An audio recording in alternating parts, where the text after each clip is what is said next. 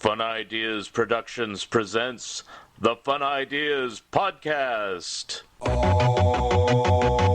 This is the Slow Poisoner. I come to you from the future with these words of warning. It's a hot horror planet. It's a hot horror planet. It's a hot horror planet. It's a hot horror planet. Living in science fiction. Past the point of no returning. We got high on gasoline. And we blew the scene. Hi, this is Mark Arnold, and welcome to Fun Ideas Podcast number 77. This episode is sponsored by the fine folks at Lee's Comics. Attention comic book fans, Lee's Comics of Mountain View, California has closed. But here's the good news. Lee's Comics eBay store is still going strong with over 10,000 vintage comics, the majority of which are now on sale, for half off. Choose from Lee's huge stock of golden, silver, bronze, and modern age comics, and specializing in Silver Age Marvel titles. You can count on friendly service, accurate grading, and quick, secure shipping backed by a money-back guarantee. To check out Lee's eBay store, go to eBay. Click Advanced Search to the left of the search bar, scroll down to Sellers, and enter Lee's Comics Inc., period. That's LeeScomics period. Don't forget the period. Lee's Comics is shipping daily with no delays. New items daily. Mention the Fun Ideas Podcast and get a free bonus gift. Long title, Looking for the Good Times, Examining the Monkey Song One by One, by Michael A. Ventrella and Mark Arnold. A book that examines each song, gives lots of details about each song and our own personal opinions. You can find this book on Amazon, Barnes & Nobles, and anywhere where good books are being sold. Our webpage is wordpress.monkeys.com, where you can see many of the songs and give your own opinions of them. And we will be discussing this more on Zilch. Letters, we get letters. Here are some more recent comments about this podcast. This is from Derek Hibbert about podcast number 73 with Michael Gerber. Great questions. Fascinating answers. Thank you for all your efforts. I've loved The American Bystander since it left the gate. And the art and writing somehow get better and better all the time. And then a person named Logan commented, probably sarcastically, but I'll take it. Awesome video. It was really good. I want to be friends. Other than that, there is more progress on my Disney book and my Mad book and my 4 articles for back issue. Nothing new has been released since last time, but please support this podcast and also buy my other books. Our returning guest today has appeared in Mad Magazine and publishes his own humor magazine called Freaky. He is also an accomplished musician and has provided the opening and closing music for seasons 2 and 3 of this podcast. Here he is, Andrew, the Slow Poisoner, Goldfarb. On the phone, we have the return of the Slow Poisoner, Andrew Goldfarb. How are you today? Hey, that sounds like a movie. We're a movie-making type of guy. That could be the sequel. Yes, this is a sequel. Return of the Slow Poisoner. Yeah, so we just heard me, didn't we, in the context of the edited program, where I introduced your listeners to the white man's shrinking dick, which I've been doing for every episode of your podcast. I got to say, Mark, bold move on your part, man. I wouldn't have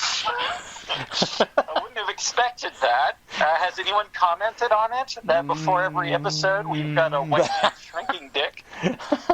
No one has commented on that. They seem to dig it. I guess they just don't listen to the lyrics that closely. I don't know. Probably not. I don't think people do. But in the context of your show, it's almost like, I don't know, almost like a statement about nerd culture or something. Well, that's part of the reason I picked it was out of all the songs. I think you gave me 10 or 8 or something. I don't remember the first time around. And I listened to them with Abby, and we just sat there and went through them all, and ultimately said, we like this one the best. And I knew about the lyrics myself, and then I said, screw it. If you're really offended, you'll let me know. But I guess now that we're talking about it, people go, wait, what? And then they rewind it back, and, they find out, oh, yeah, that does say dick in the title, doesn't it? Yep, every week. Yeah, I don't know if I should say this or not, but that was a reference to Trump. Yes. And I think last time we spoke, it was a couple years ago, right? So it's probably 2017 or 2018? Well, I started the podcast in 2018, so it was probably late 2018, early 2019, so. Gotcha. Yeah, because I know at the time I started to make some Trump references, and I think you were adopting a more neutral standpoint for the benefit of you keeping your listening audience large. Yes. But looking at your posts online, you do have a political viewpoint, but maybe we don't get into that here? Oh, yeah, we can talk about it. I mean, the very first episode if you listen to episode 2 with Lee Hester, we get into politics. He has the same political view as me. He thinks Trump should be out of there as soon as possible. So, I just don't discuss it here because, I don't know the political leanings of some of the people I'm interviewing, and I'm not going to go into it, where I'm, like, interviewing somebody, like, example, and I don't know his political views, but it's like, I just interviewed recently, what was his name? Danny Fingeroth. And I knew of his work and everything like that, but I mean, it's not, and we were talking about the Stan Lee book that he wrote, and I figured, hey, this is great, let's talk about this. I'm not going to go into, so, by the way, what do you think of Trump? It's like, yeah, and I think we're kind of tired of talking about it. We've got new problems, which we can also discuss. Yeah. But I am always surprised when a creative person is conservative. And this might be my own bubble. This might be my own political leanings that kind of manifest as a rigid ideology. But it always surprises me because it seems counterintuitive to the nature of creativity. Right. To sort of want to go back. Right. To keep things like stable and, men are men and women are women. So I just kind of am surprised when, like, Dick Culpa, expresses his views, or the Dilbert guy. I'm always surprised. So I know who the conservative ones are out there. Yeah, and I've interviewed a couple of them on this show, but we just are very careful not to discuss that. I won't name names, but there are a couple that are hardcore conservatives. They love Trump. They think he's a godsend, and blah blah blah. He's clearing out the swamp. All the bullshit that you always think, oh, what? Are they even thinking about the same person? Right. But the other thing that I find really strange that goes along with what you're saying about, creativity or whatever, doesn't lean itself to conservatism, is people that are apparently highly conservative of all walks of life that embrace things that are arguably very liberal and things like that. Example, even Trump himself. He loves to use that song by the Rolling Stones. You can't always get what you want. I mean, the Rolling Stones are known for hedonism and drinking and carousing. Of course, Trump's no saint in that area. But I mean, it's like, it's like, but a lot of people are into that type of stuff that are supposedly really conservative. And it's like, to me, it's like if you were really conservative, truly, you'd poo-poo all this Rolling Stones stuff and that devil's music and all that stuff. I don't know. Yeah, I don't know what you would listen to. Maybe like Elizabethan waltzes or something. Or Pat Boone and Anita Bryant, that type of stuff, good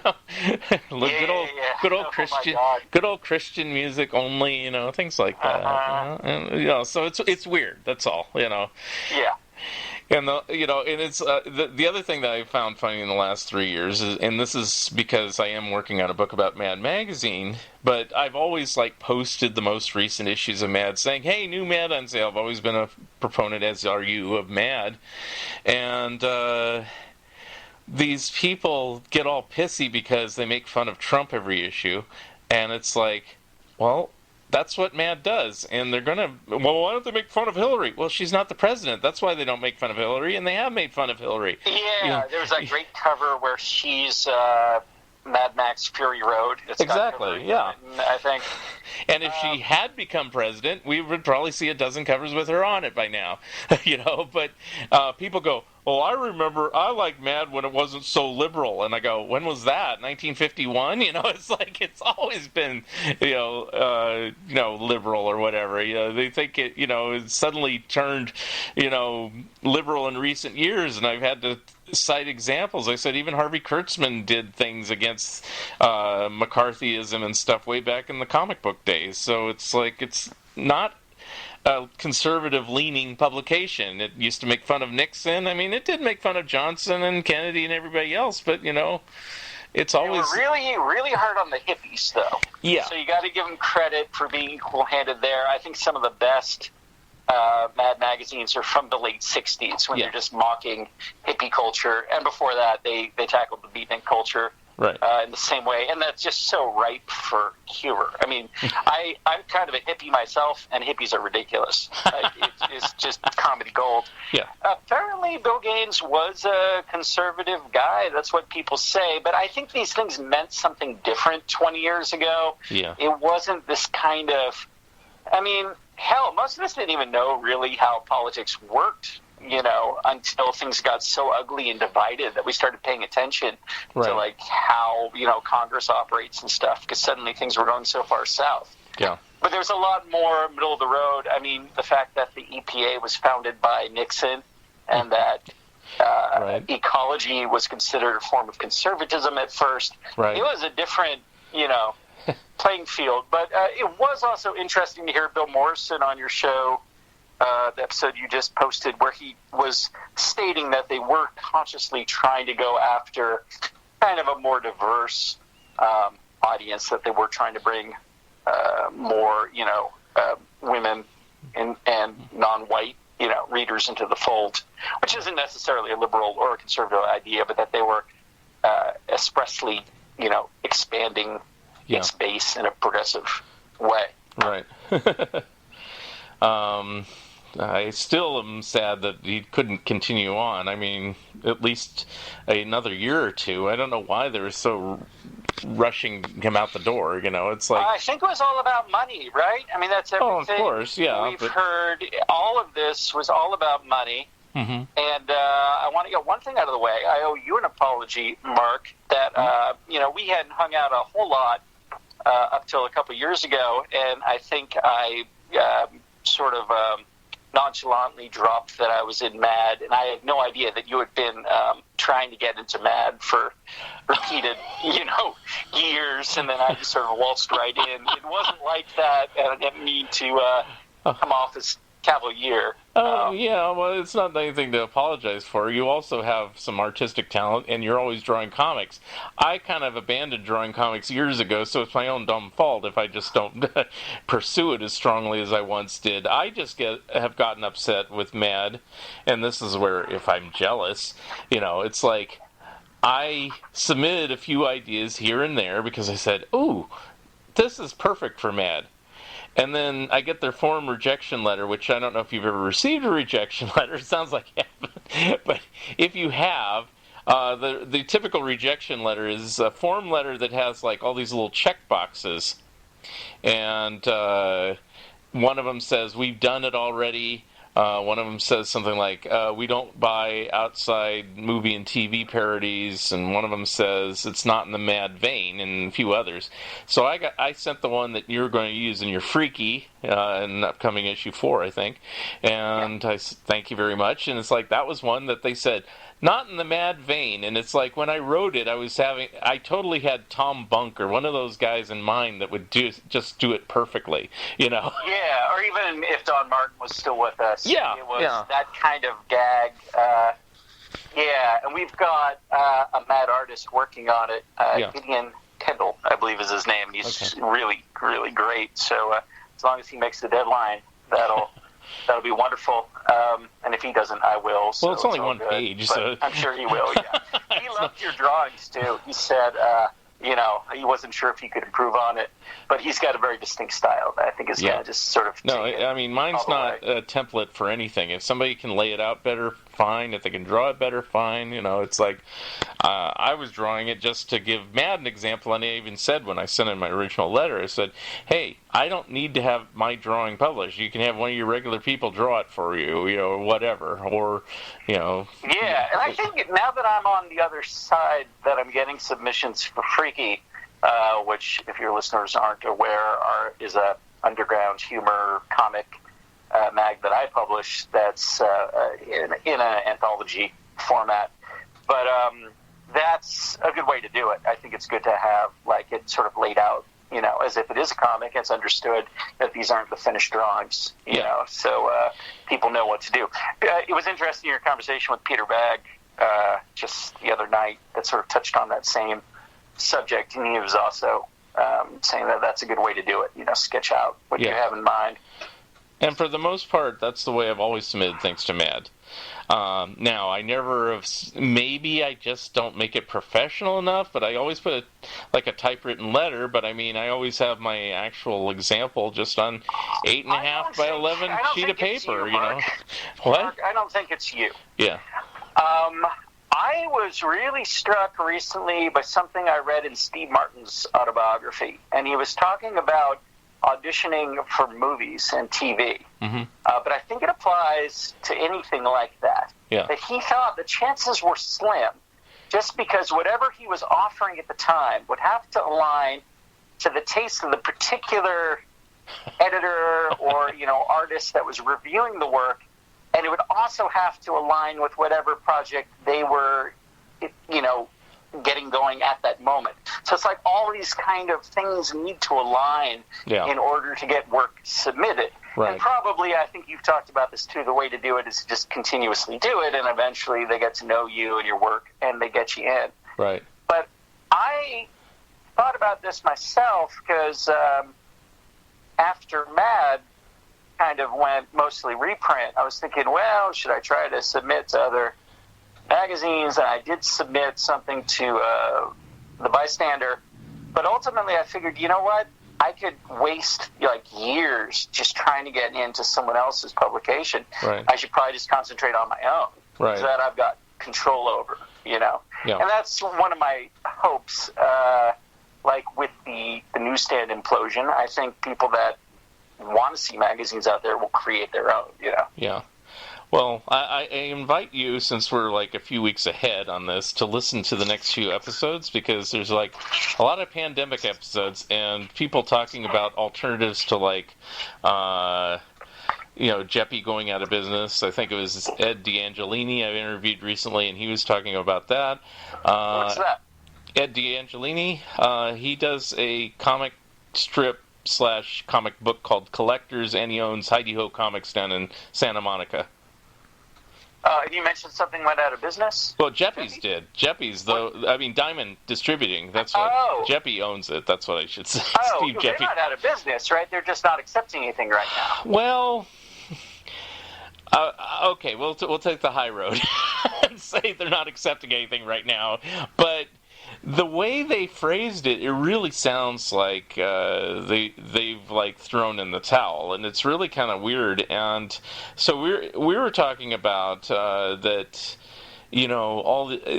right now would be a perfect time for some young upstart to get in there and start a different type of distribution system. And well, I sure wish that would happen. There used to be more, right? Yeah. But Plant and Last Gasp and things like that. When I started out doing comics, my experience with Diamond was terrible. And it wasn't even Diamond's fault, per se. It's just the way they are. All this money can be a problem when you're trying to do something creative. Yeah. Also being a monopoly is kind of a problem, too. Yeah, and now part of that, I think, is laziness on the part of some, I don't know, I don't want to pick on comic book shops because I don't know all that's involved. I know it's a tough business. Yeah. But, I've been trying to do or have been doing micro distribution where I'll contact stores individually. Right. And try to get them interested in carrying Freaky. And some of them, especially ones that I visit in person, they'll be like, yeah, we'll give it a shot. We'll put it out here.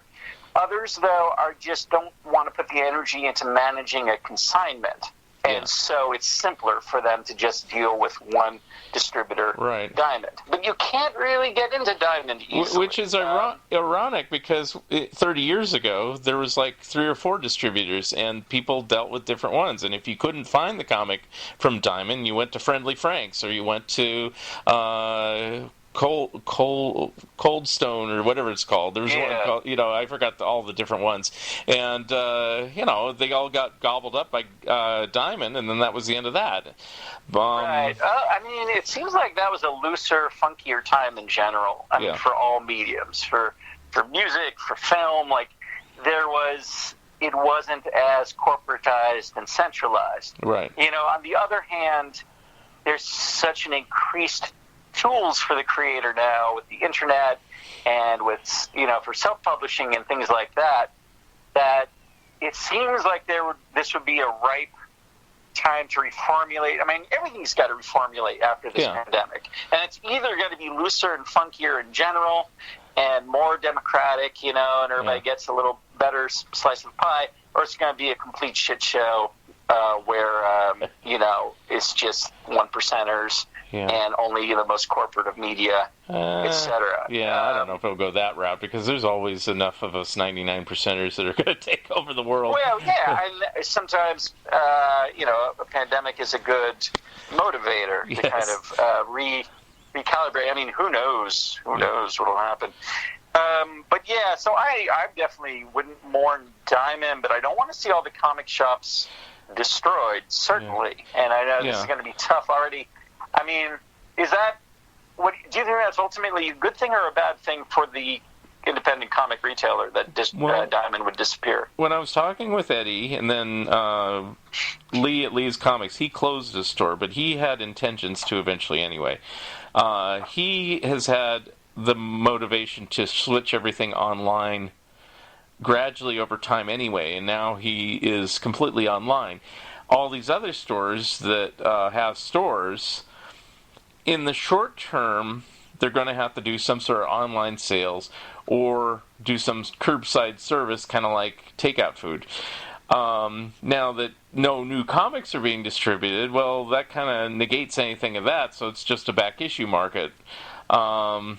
Do people order online just in general through Amazon, or do they order online directly through the store or through eBay? And Lee's thing is through eBay, and he does well with it, and that might have to be the model to go for if this pandemic lasts a significant amount of time, is just ordering directly from each shop. They post their wares, and if you want it, you order it and get it mailed directly to your house. The downside is you can't flip through it and see that it's the same condition that they're saying it is, but that's a whole story. That's interesting. But then for people that are creating books during this time, like my friend Casanova Frankenstein has a book that just came out on Fantagraphics. Yeah. Fantagraphics are still somehow shipping stuff. Mark Palm, the mad artist, is one of those guys that works in what I picture as the dungeon of Fantagraphics, boxing stuff up, and they're doing it. Right. But then if comic shops aren't ordering through Diamond, what are they ordering? Would that product even wind up? Okay, the newsstand distribution one, the main one for that is this thing called Ingram.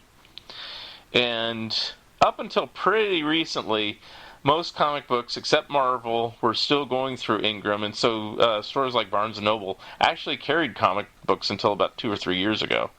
But they didn't carry Marvels because Marvel had some exclusive Diamond deals. So the people that are really going to be out of luck on this is actually Marvel, and to a small extent DC.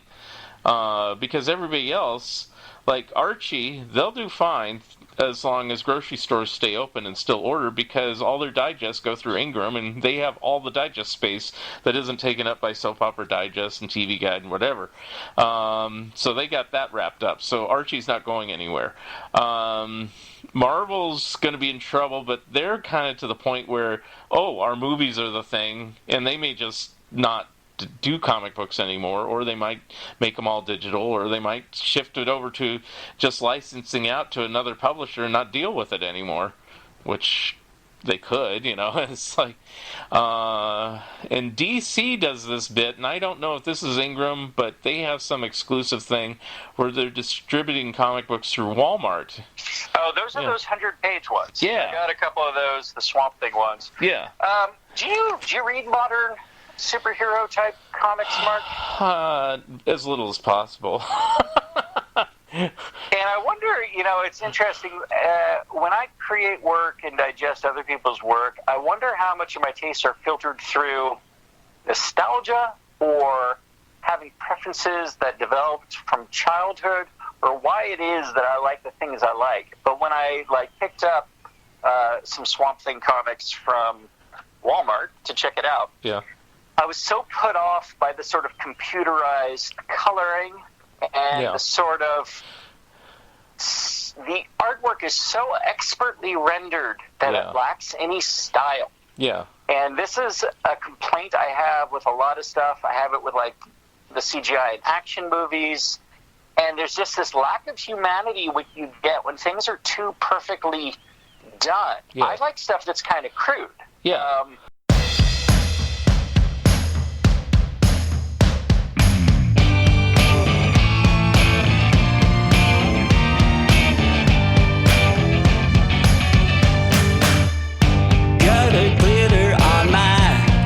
Finger grinding.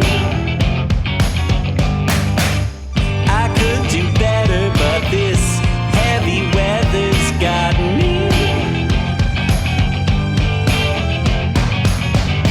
I've been gilding a turd. Oh, how absurd to not be a bird.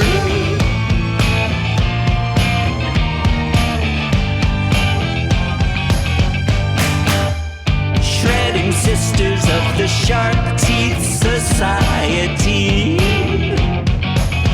dirty drinking down the sweet soil, slurping earthy. The mud monsters are love lobsters in June.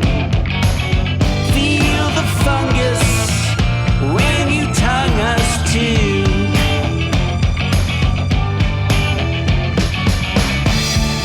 Painting a turd. Oh, how absurd to not be a bird.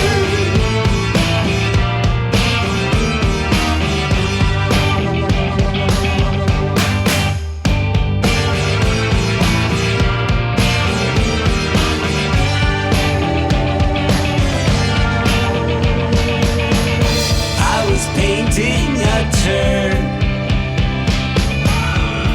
Oh, how absurd to not be a bird. To not be a bird. To not be a bird.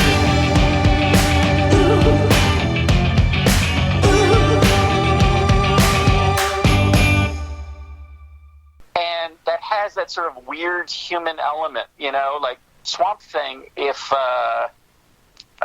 who was the original artist? The guy that did the really amazing. Oh, yeah. I can't even think. What I mean. Yes, I know. He did the first 10 issues or so, way back when. Yeah. Swampier than a real swamp looks. It had that really over-the-top...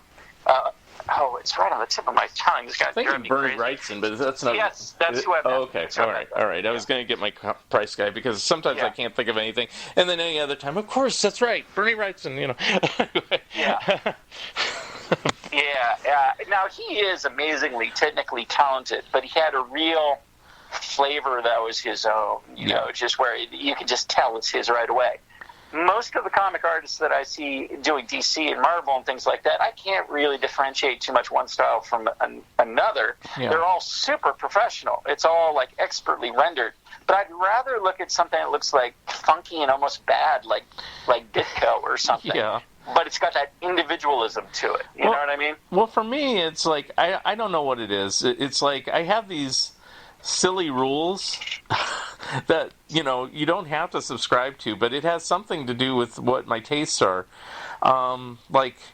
I'll use Superman because that was the one I picked up. I picked up the first Superman and the first Batman of those 100-page collections.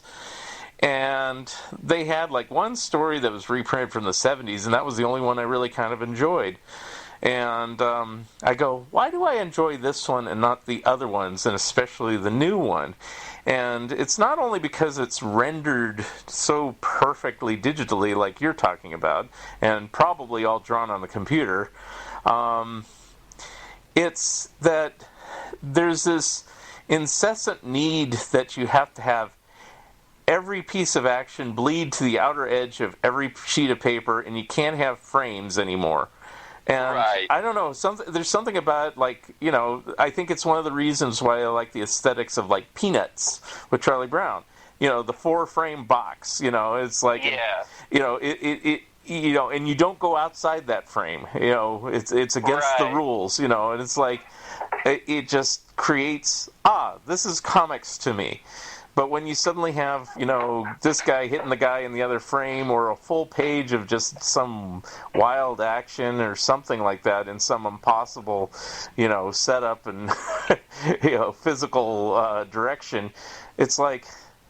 Yeah, it can be a bit much. I wonder if we got that from manga. It feels like maybe manga was first with doing. Yeah, and I'm not a fan of that. So, and I hate to say that if anybody's a manga fan. In fact, I interviewed, I won't name names, everybody can listen to all the episodes. It's like certain people are big manga fans and actually do them.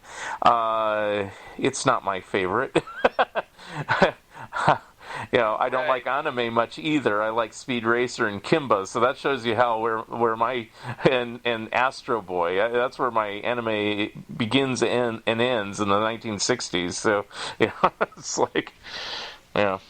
Well, one of my intentions for Freaky, which for those that haven't seen it, and by the way, I'm happy to provide free sample copies to anyone that is interested, which has gotten a little guff, so we'll talk about that in a minute, too. Is it being more of an entry-level avenue for comic artists. Yeah. Because I was seeing a lot of my friends were doing really good work and putting a lot of energy into creating stuff that I really liked, but it was going out just in editions of like 20. Maybe 15 people were seeing it. Yeah. And it was just at, zine fests or posted online or something like that. And some of it I thought was really good. It was the kind of stuff that I wasn't seeing published by anyone else. Right. Like, I tend to like monster humor and like offbeat and surreal funny stuff. Yeah. Either comic strips or gag cartoons. I think for me, one of the formative influences was Plop. Yeah. From DC Comics in the 70s, where it was this sort of dark humored, really stylish, almost like underground comics. I think some of the people were from underground comics, but they were getting mainstream exposure, and there were some EC artists in there as well, doing really over-the-top wild stuff that was just kind of mind-bending and also a little dark, but also funny. And I got the first issue, I think when I was maybe 8 or something, and that was like a formative influence. And I wanted to try to provide that kind of material. And a number of my friends were doing stuff like that. Like the artist Nick Caesar in Fremont, he's mainly a painter of kind of humorous horror themes, but was creating a comic strip on almost a daily basis that took his experiences he was having in his life, but put them in the format of a gag cartoon involving a mosquito and a spider. So, like, if he got sick off of some bad beer, like some expired beer, he would have a comic cartoon about, like, his mosquito alter ego discovering this catch of, bad beer, and the spider warning him not to drink it, but him doing it anyway. And it was just a way I think he was sort of expressing himself. But I saw it, it's like, wow, this is really good, and it was getting like 6 likes on Facebook. And, more people should see this. Yeah. And I had the desire to incorporate other people's work as well as my own in some sort of ongoing format to try that out. So it wouldn't just be about me, but would sort of present this thing that I thought was lacking, which was something along the lines of plop, you know. Yeah. But that you didn't have to be an industry veteran, you know, and an expert to get into. I couldn't pay those kind of rates anyway. Right. But I also wanted it to be, to me, like sort of an analogy of like if Mad is like thinking about music, there'd be these venues, you know, because I play as a one-man band or used to play as a one-man band. There'd be venues where like all the like hot artists would play and the established artists, and it was expensive and it was tough to get a gig there, and there was just a lot of expectations, and that was kind of like Mad. And, you know, understandably, they get the best artists, and they have to pay them well and everything.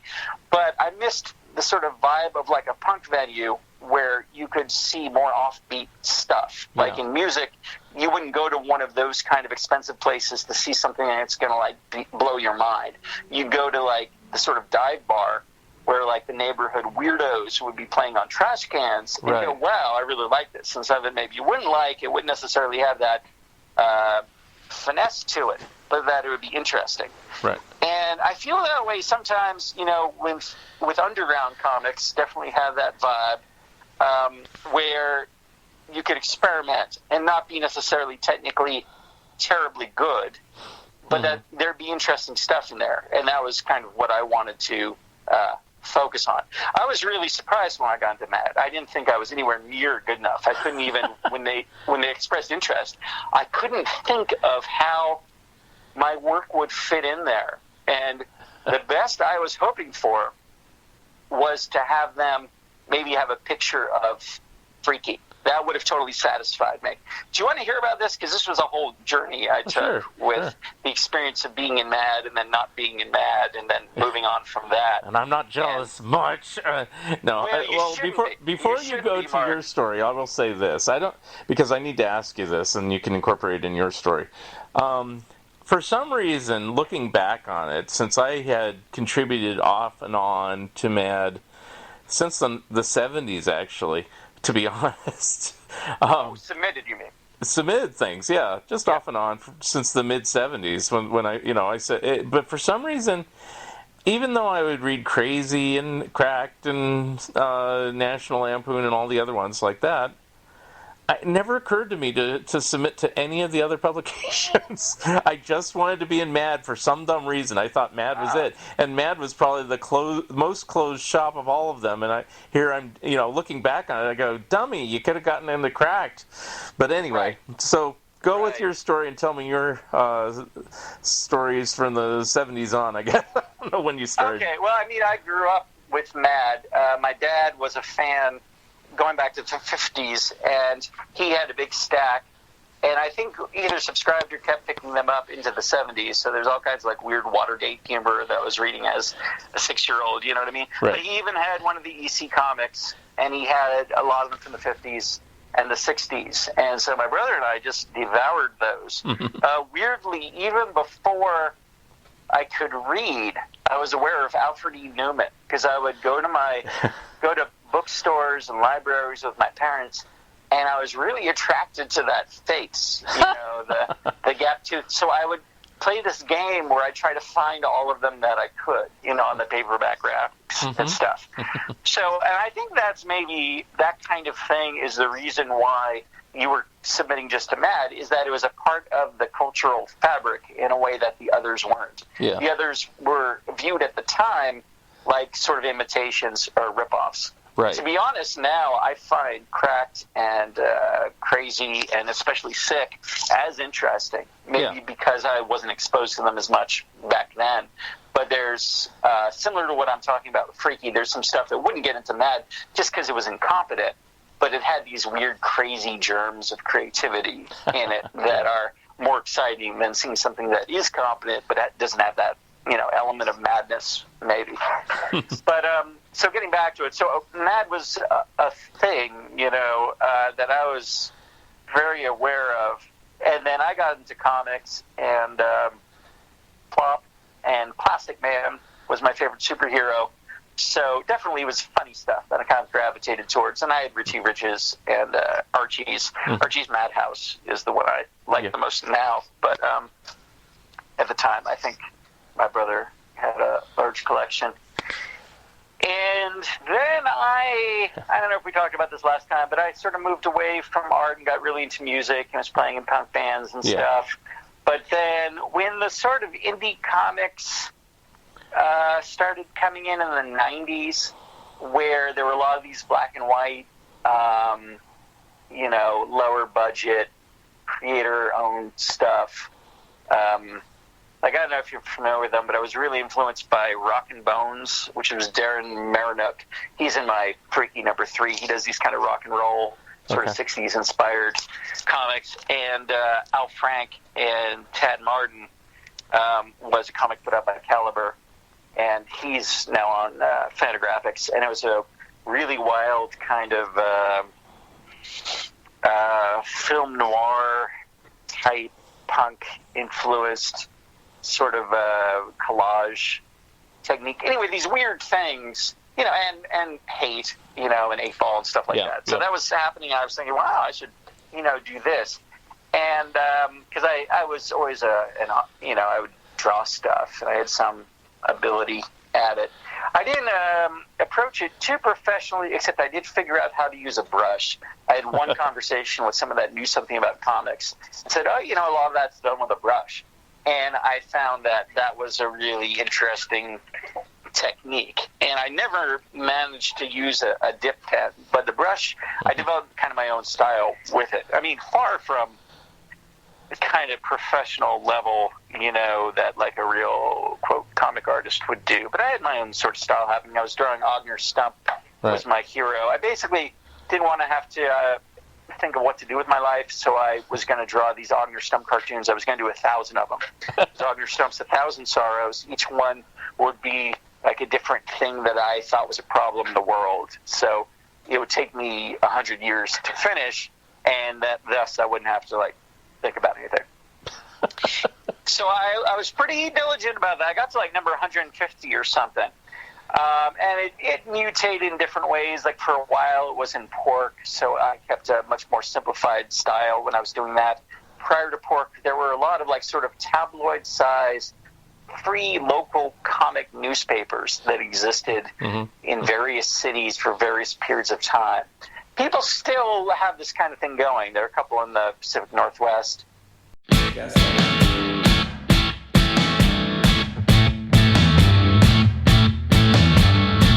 Shoveled under the shitstorm, kinda wishing I wasn't born, rolling under tables, sticking to the gum, waiting for a package, ain't never gonna come. Get up, Crap Mountain, get up. Crap Mountain, get up. That mountain of crap. And don't fall back.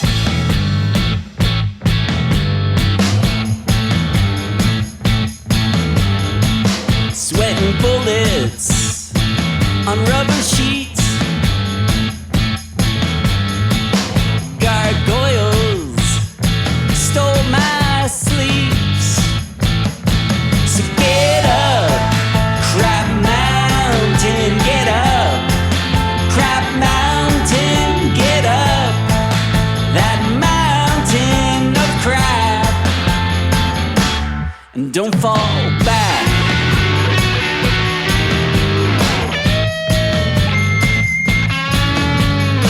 Traded my good arm for a sandwich, but the mustard's gone blackish. Headed home to a cardboard hut with duct tape doors.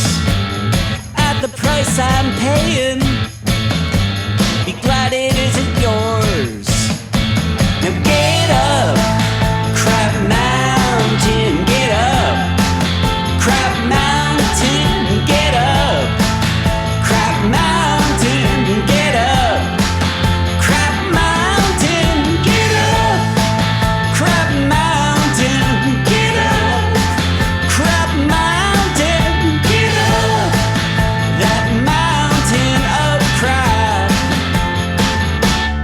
Don't fall back.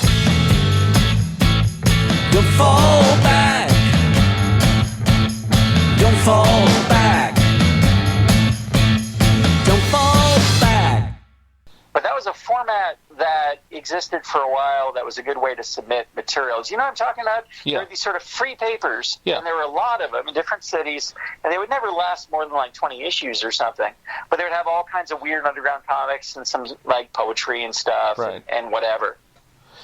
And so that was a good medium. And that led to being in zine fests, which I saw zine fests go through, at least in the Bay Area, a number of different styles where for a while it was a lot of self-published comics, and then it was a lot of very sort of silk-screened professional graphics artisan stuff. Yeah. And now it's pretty much the domain of marginalized voices, which I can fully understand. But if you go to a zine fest now, it would mainly be sort of personal stuff, from people that are not considered part of the mainstream of society. Yeah. And not as much room in there for funny monster comics. Yeah. It's not really the place for it anymore.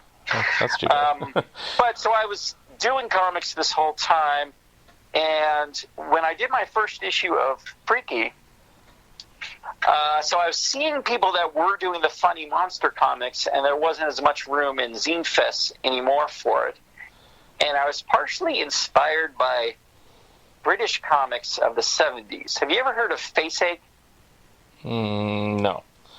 You might want to look up Faceache. Faceache is like this sort of cross between like a Harvey comic style and a Plastic Man sort of vibe about this kid that can shift his body into any position. And it's really surreal and wild, but also, very well done and comic, and it's funny. Was this a mainstream comic over there? Or no? What's that? Was this a mainstream comic over there, or something a little more? Yeah, it was different in England. Like, they were weekly. Did you know that? Well, I know there's weekly things like the Beano and the Dandy. The Dandy's not published anymore, but I mean, they have those. And then the Viz is the dirtier one, and, it's different ones, But during the 70s and 60s and 80s, there were dozens of these. Yeah. It wasn't just Beano and Dandy. They were the last ones standing. Actually, Beano still comes out every week. Yeah.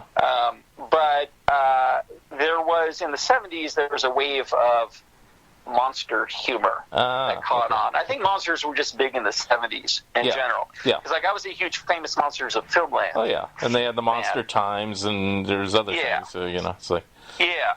So in England, there were a lot of these comics. I mean, similar, you've probably seen Little Monsters in the American comic. Yeah. Or Dick Briefer's Frankenstein earlier on. Yeah. Stuff like that had a little bit of a renaissance in the 70s in England, and there were a couple of comics that were specifically devoted to that, like Monster Fun and Shiver and Shake was another one. And so I was inspired to put together, I knew a bunch of people that were doing sort of monstrous or offbeat kind of surreal comics, either comic strips or gag cartoons, and I thought, hey, I'll package that with some of the stuff that I'm doing, but I'll make it look like a mid-century humor magazine. So the interior, like a Freaky #1, there's no real humor mag type stuff in it. It's all comics, but it looks like a humor mag. Yeah. And it's got a mascot, and he introduced everything, which is partially the inspiration from Plop, where you had Sergio Aragonis doing Cain and Abel and a third character. Eve. And they introduced everything, And I always liked that. I liked that with Creepy and Eerie and Vampirella, where they had this sort of, a host. Yeah. Almost like the horror host idea, which I loved as a kid. And EC started that, so... What's that? EC started that with Crypt Keeper and all that stuff. Yeah, exactly. Man, EC, like in the 70s, it was so hard to find any. And there's such an embarrassment of riches now. But I just remember, I got those first EC reprints that came out in the early 70s. Oh, yeah. And I got them at that comic book store in San Jose. Do you know the one I'm talking about? There's one in downtown San Jose that was amazing. I talked about this on a different podcast. You'll love the next few podcasts that get uploaded. Comic Collector Shop with Bob Sidebottom. I talked to Phil Schleifler about that. So... Yeah, well, it blew a lot of our minds, So growing up in the 70s in the Bay Area, of California. You had that, you had creature features on the TV, and it was just a rich, and then Star Wars came out, so it was a rich time for like collecting weird, nerdy stuff and being into weird stuff. Yep. So I had a affection for that format, and so I did it magazine-sized. I feel like magazine-sized and black and white was something I liked that I was not around much anymore, other than the Creeps magazine. Yeah. It just seemed like it wasn't, everything was all glossy. Well, even that's a throwback, It's like, that's because that's pretty recent, and they're trying to look like a Warren magazine, even to call their company Warrant. Right. Which is another interesting topic for me, is like, how far do you go back? Like, if I don't consider myself a conservative that wants to bring back the old days, why am I doing something that resembles a mid-century humor mag? You know what I mean? Like, these are questions that, like, why is it that we do what we do, and like the things we like? Well, let me ask you something here, because I think this is what you're doing with Freaky. Now that I've seen 3 issues, and I know what you've been doing behind the scenes, is you've been buying up some of the older humor magazines and things like that, and I assume ostensibly not just to read them, but also to get ideas, not necessarily to crib ideas, but you did have that one hold-up thing, and Crack used to have that, where you hold it up to the light and it shows what's in Trump's stomach. I was kind of bummed when I saw that they did it too, because I wasn't actually consciously aware of that. Oh, something they did. Yeah, they used to do that, so I thought, you thought, oh, this would be a great idea, let's update it. And I thought that's what you've been doing. You've been like, oh, here's a great idea that was in Sick 40 years ago. Well, let's update it and try to, whatever. Well, I did do selfie versus reality, where in one panel you see a selfie, and then the reality panel you see the larger scene. And I think there is an equivalent to that in Cracked. Maybe the Shut Up. You know what I mean? Like in the Shut Up, you see part of the story, and then you see the rest. Yeah. So that was like a conscious updating. Yeah. And also, I did these, and I'm doing these acronym monsters, where you take an internet acronym. Like, I'm always befuddled when I'm texting with someone, and they say, okay, LMK. I'm like, I don't know what LMK means. Like loose muscat rat cannons. Yes. But it's let me know. So I took the idea, well, I'm going to make these monsters out of these things. Like KMS is this like woman that's got a knife to her head and a rope and a bottle of poison with like 6 arms, because it means kill myself. So it's like a new version of horrifying cliches. Exactly. Yeah. And actually, Mad Magazine really liked the idea, so I was bummed when they stopped, as far as I know, buying much. Like I said, another episode you haven't heard yet, but there's the Tom Richmond one. He was saying they still accept things.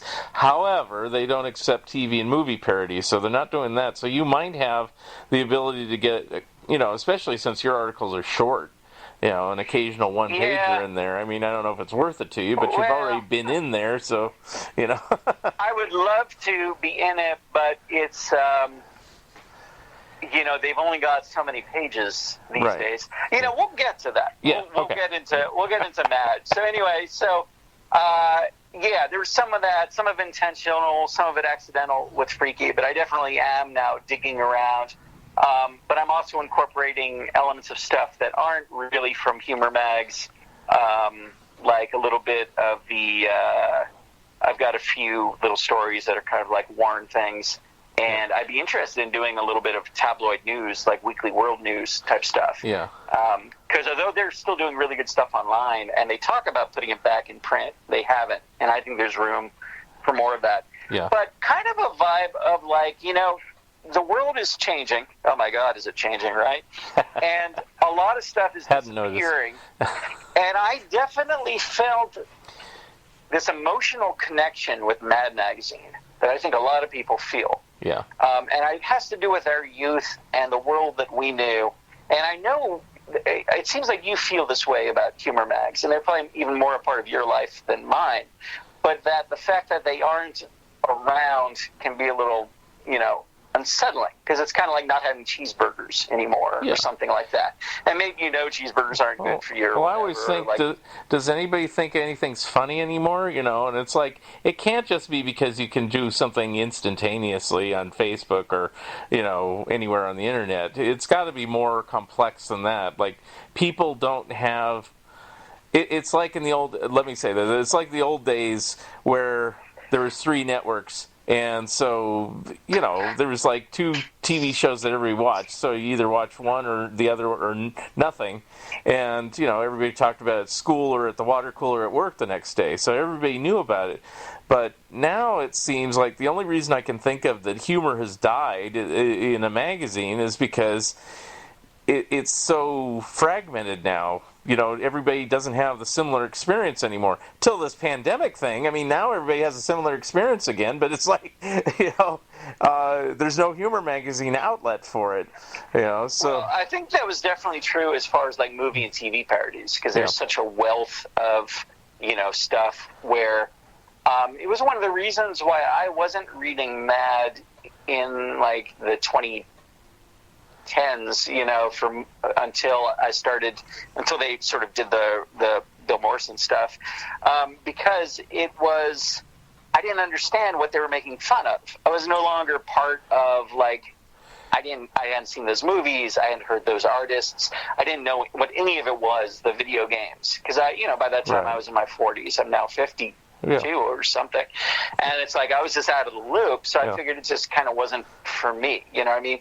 Once this stuff happened with Trump, I got more into reading Mad because I felt like they were, a voice of sanity and critique, but it was also sometimes depressing to read, Yes. But I think when people said Mad was killed by the availability of that kind of humor in Saturday Night Live and on the internet, I think it's missing the point that it was illustrated by these great artists. Yeah. So the humor might have spread throughout the culture, but it's not the same when it's not drawn by someone that's got their way of communicating it. You know what I mean? Yeah. Nothing can replace Don Martin, and in that respect, it's unique. I think the other element here, though, is what happened to magazines in general, and that would be the internet, right? Yeah. And when Mad went through its changes, I got interested in why is that happening, and I'm still interested as I'm trying to do my own thing. It's like, why is it impossible? How do newsstands work? And this might be a boring conversation for folks. Another episode that you should listen to. See, I have all these ones that have all these answers. I interviewed Michael Gerber, who's the editor and publisher. That you haven't put it out. I haven't put that out yet. There's all these ones I haven't put out yet. Okay. It's just because I'm so far ahead.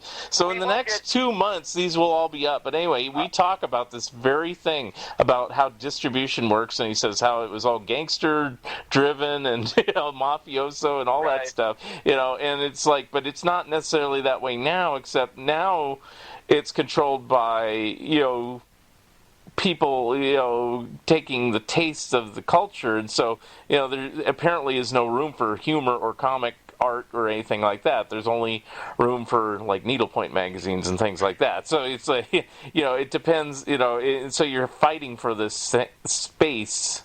Yeah, but also newsstands aren't the same way as they were anyway. Right. They don't really people exist. Aren't buying magazines with the same regularity. And I was inspired by Michael's model.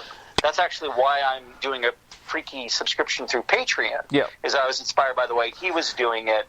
I had thought of Patreon as being like you pay by the month to, like, sort of support a creator. But they do have these, you can do a magazine subscription through it, which I didn't know until I saw his, which is you just pay by the magazine. Right. And, it's just managed as a subscription. So I gave that a try, and as you know, it's Patreon. It's a slow slog, but it's also kind of fun, and it does sort of work. It is a way to do that. And, I think he's mentioned that he reaches about 1,000 people and breaks even. That's kind of my goal. Yeah. You know, that's sort of my dream, is to do that. I print 1,000 issues of Freaky because it's a good motivating number to work with. Yeah. But, you know, right now I have 30 subscribers on Patreon. Time for a plug. If you go to patreon.com/Freaky Magazine, you'll see me there. And it's only $7 per issue, including postage. And I always throw in a whole lot of goodies. If you want to be a $25 patron, you get original comic artwork with your subscription. And people have been taking me up on it, so it's great. But, yeah, so he's doing something smaller scale, and I think maybe that's part of the answer.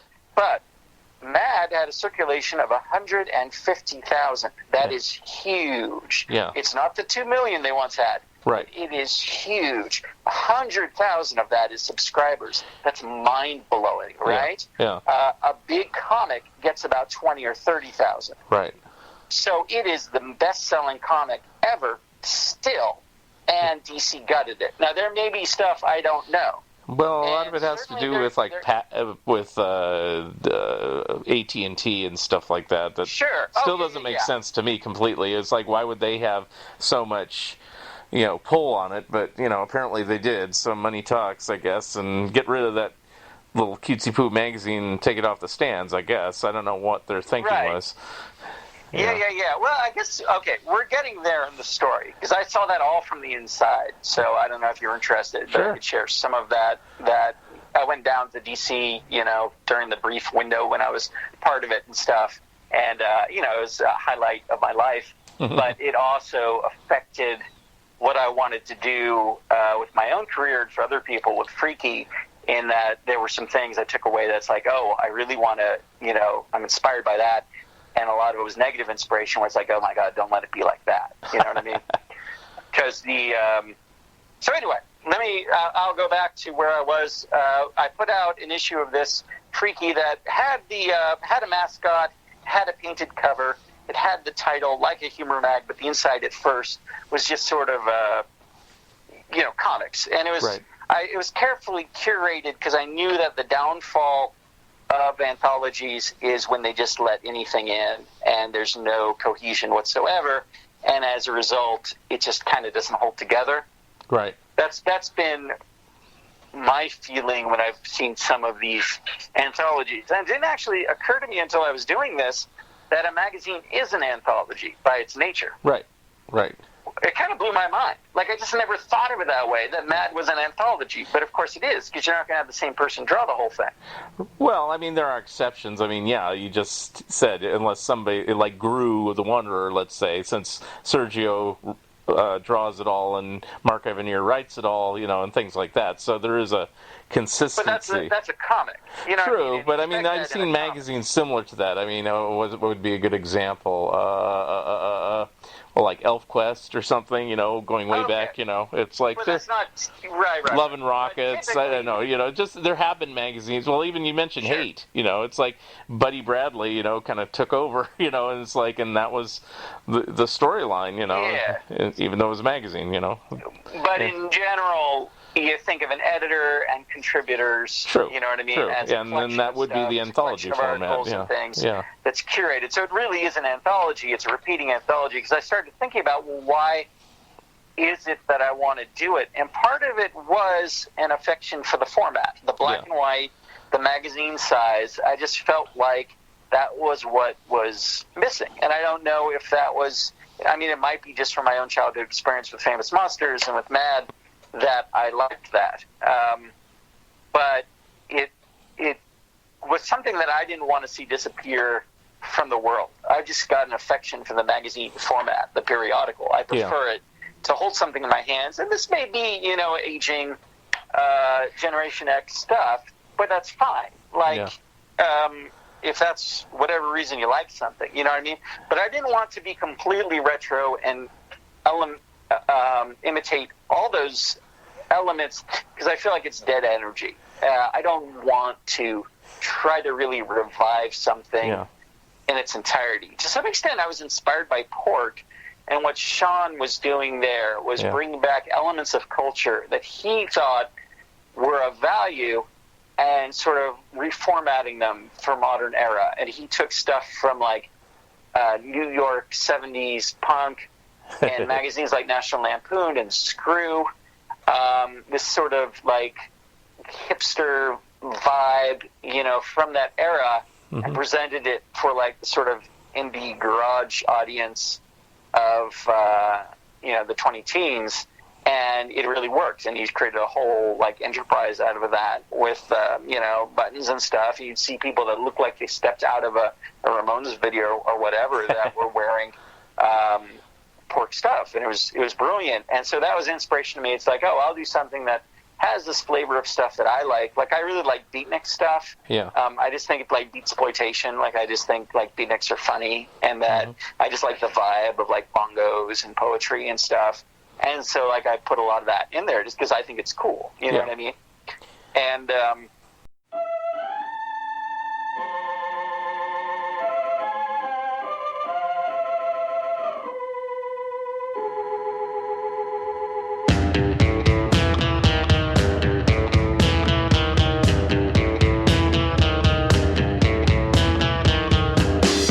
Should we call a doctor?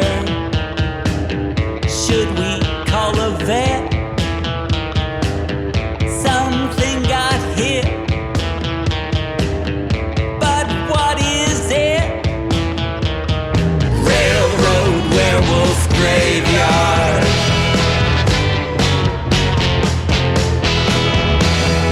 Railroad werewolf graveyard.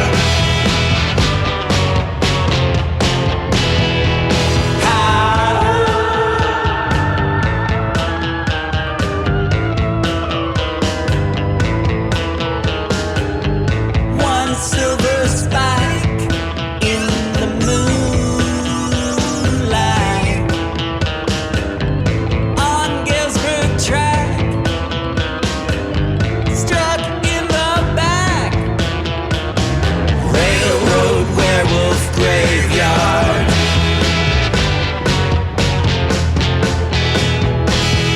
Railroad werewolf graveyard.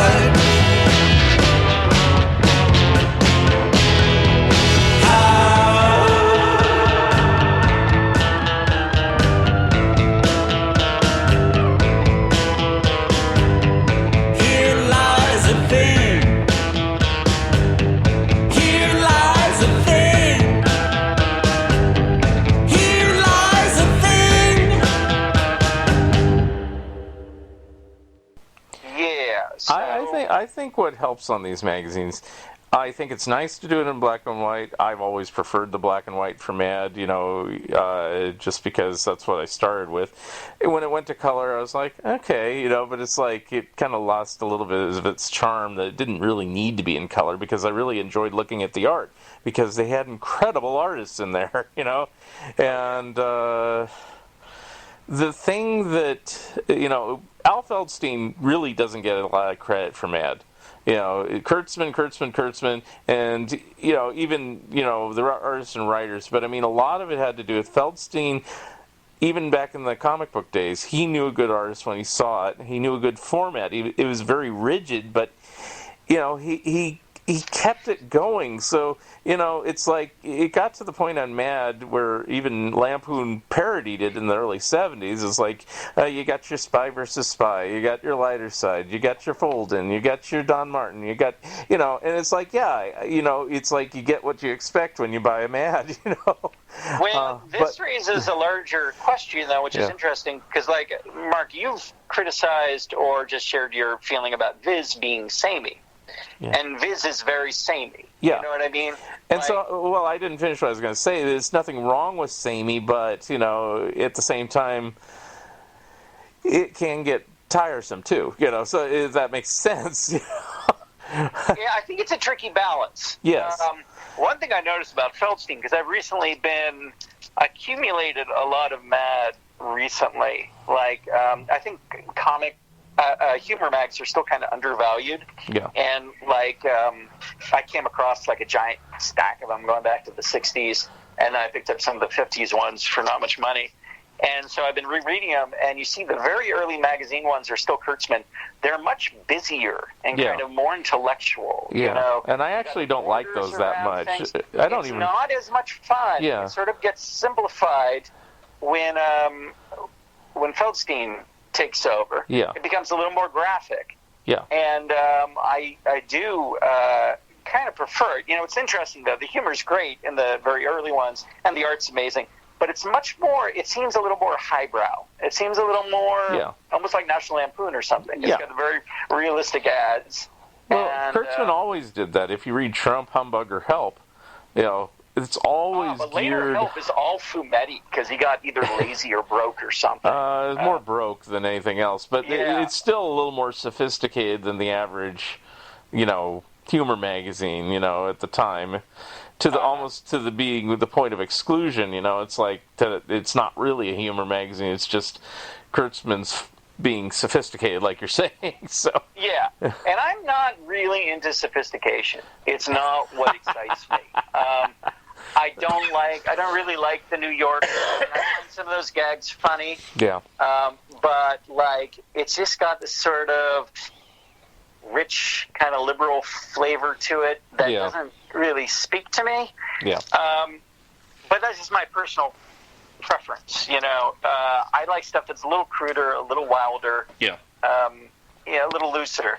And so that was, again, what I'm trying to do with Freaky. Because, when I saw the new Mads, I bought the number 1 that when they redid the ordering and everything. Right. And I bought a few of them after, and they were just amazing works of art. And, I really feel like the artists they had towards the end were just geniuses and very, very, skilled. It was very graphic designy.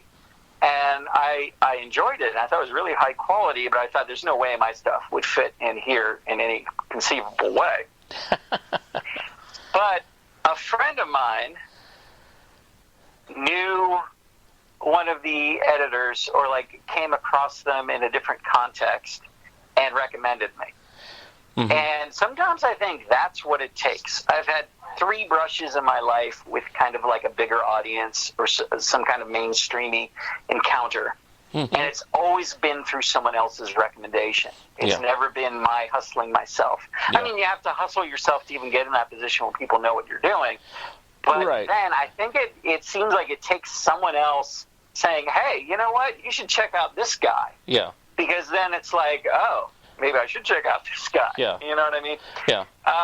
Exactly. And then just in one of those weird coincidences that I think is also part of the whole life's journey, the editor had recently been looking at my work because she saw a flyer hanging on a telephone pole or something. Oh, wow. And now, they're in L.A. What are the odds of seeing some flyer I did, or even on the internet?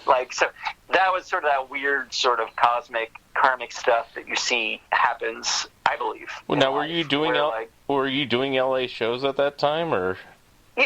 Oh, okay. So you were going down there. So yeah, okay. But LA's a big town. Yeah, I mean, of course. Yeah. It was weird, Yeah. And then it turned out later that she had even seen. I'm talking about Susie Hutchinson, who I think saved Mad. I think she's the hero of the latter day story. I think it's. We'll get into it if you want to, and if we have the time. But I think she's the one that changed the original plan. I believe was for it to be just reprints, just to fill subscriptions, and then to be over. Yeah. And I think she saved it just by advocating for it. Yeah. So hats off to Susie. Yeah. And it's great to see that she's the managing editor now. But we'll get to that. Should I continue with this, or is this ground that you've already kind of covered? Well, I don't know where you're going with it. I mean, continue. We're going to Burbank with it, Mark. Okay. Do you want to go to Burbank? I mean, it can't be that long. I mean, the current series is only 13 issues, and the 13th one isn't even out yet, so it's like... There you go. I mean, it will be by the time this uploads, but, Yeah, I just checked my mailbox. It's not there. But, the themed issues, that's very National Lampoon. Yeah. Anywho, so I didn't see any way that I could get in it, but a friend of mine recommended. So I figured, all right, I'll follow up on this. Now, around the same time, I had gotten very depressed. I put out Freaky #1, and it was cool. I was doing my band thing.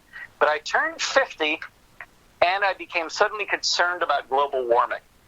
I think I was thinking of global warming as being something that would hit the kids that I don't have. Mm-hmm. And I was just going to manage to not really think about this. But I think around that time, I was really freaked out by Trump already. So it was already kind of like the world's insane sort of feeling, and not insane in a good way. Mm-hmm. But then I read like a recent global warming report that came out that basically said, we're fucked. Like it's over. Goodbye. And I got really depressed because I think the combination of turning 50 and seeing that the world was ending put me in a real downbeat frame of mind. You're my age. Did you go through something like this, Mark? Did you have kind of a bummer in midlife? I have my whole life. I always am focused on my age. I don't know. It's like, I even go like, how do I don't feel 53. And then I go, holy shit, unless I'm really extreme, my life's halfway over. It's like, it's like no matter what I do, it's like, so. Right. So that hit me in global warming, okay. And I decided I would try to do some comics based on global warming for Freaky to try to sort of like get a handle on my, being freaked out about it and sort of convert it to art. Like the traditional thing artists will do. They'll take something that, bothers them and try to make something out of it that helps them make sense of it or make fun of it or just deal with it. You know what I mean? Mm-hmm. And since I knew that I had the sort of temporary eyeballs of Mad, I figured, you know what, I'll try to make these comics I'm doing about global warming a little bit better than my usual comic. I'll just take a little more time with them and submit it along with a copy of Freaky so that they can see sort of what sort of work I do. Yeah. And so that's what I did. So I drew these comics about global warming featuring a couple of offbeat characters dealing with global warming stuff. I sent it with Freaky through the mail. And here's my pro tip about submitting stuff. Do it through the mail. Don't do it online. Yeah. Because I think it makes a difference. I think people don't do it as much. And it can get people's attention. They never really advertise that way for stuff. It's usually like submitted through this form or whatever. But I think if you send something through the mail, maybe it captures people's attention in the way that other stuff didn't. It used to work for me with music too. Like I would not just email people, but actually send something physical in the mail, and it would get people's attention a lot of the time because no one else is doing that, Right. So that's my pro advice on that. Anyway, they saw these comics, or she did, and she said, yeah, let me run it by the editors. One thing I never understood about Mad is they always have about 12 different editors, and there was always kind of shifting around. Yeah. And now that I'm doing a magazine, I don't understand it. You need like 2 people. And I don't, to be fair, I don't really know how these things work. And I guess right now they are back down to like 2 people. Yeah. But it always seemed weird. Well, I mean, that's that's the reason why these magazines got so expensive, and people bellyache. Mad's $5.99. Why is that? Because all these editors command higher salaries, and they need to be paid. And the circulation is 100,000 instead of 2 million. And so, Al Feldstein used to do it all himself. He was replaced by 2 editors immediately off the bat. They put Nick Meglin and John Ficarra in there, and then by the time Ficarra ended, he had like 6 or 7 other editors with him. And well, a couple of things about that. For one, as you pointed out, $5.99 isn't really that much. $6. Well, I don't think it's that much, but some people poo-poo. In fact, I just was talking literally today, about the price of Mad, or maybe it was yesterday, and I said it was just a revelation that came out of my head. Mad turned to $5.99 an issue with the 500th issue, which came out in 2009. So $5.99 has been the longest time frame, 11 years, that the Mad's been the same price, even beating a quarter, because it was 25 cents for only 10 years.